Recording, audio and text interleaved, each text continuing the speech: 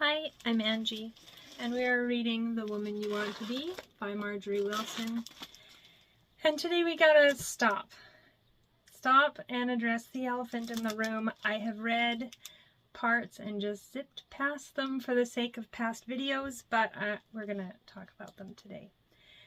The first one I want to address is, she says, "Today there is little excuse for ill health for the average person." Do you think this is true today? Leave a message in the comments. This book, its earliest copyright and publishing date is 1928. So that's almost 100 years ago. It's after the invention of cold cereal, and it's been implemented widely, but before the Great Depression.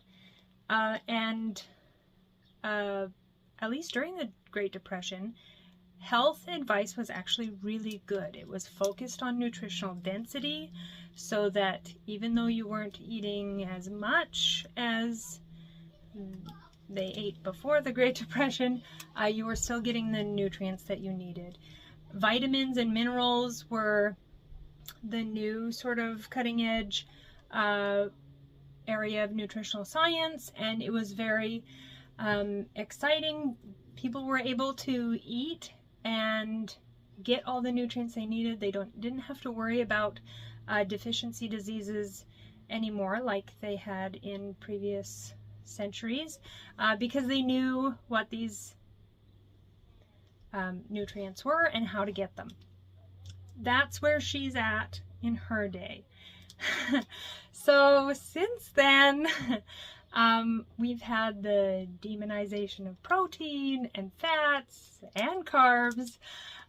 We've had the invention and implementation of using many different kinds of agricultural chemicals and bleaches and dyes in food.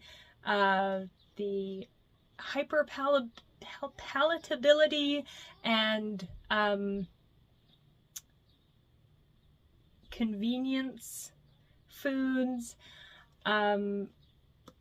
everything under the sun. Lots of bad advice coming straight from government, but I hope that we're coming full circle here. Protein is good again. Whole foods are good again. You know, growing a garden and having backyard chickens is good again. So that's hopeful. I think that's good. The other thing I wanted to point out is that she says, read health magazines if you can keep a normal, middle-of-the-road attitude toward them. Health magazines would have been where the new fad things came out in her day.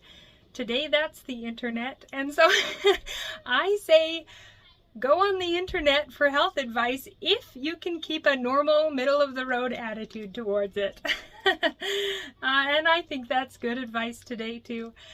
And then she says, a well-balanced diet rather than a trick one is preferable. And that's the trick, is seeing the trick ones, right? But well-balanced, real food, home cooking, as close to nature and how it comes out of the ground or off of the farm is preferable for sure. So what do you guys think? Do we have an excuse for ill health? You know, in the comments. May charm radiate love to others, and have a beautiful day.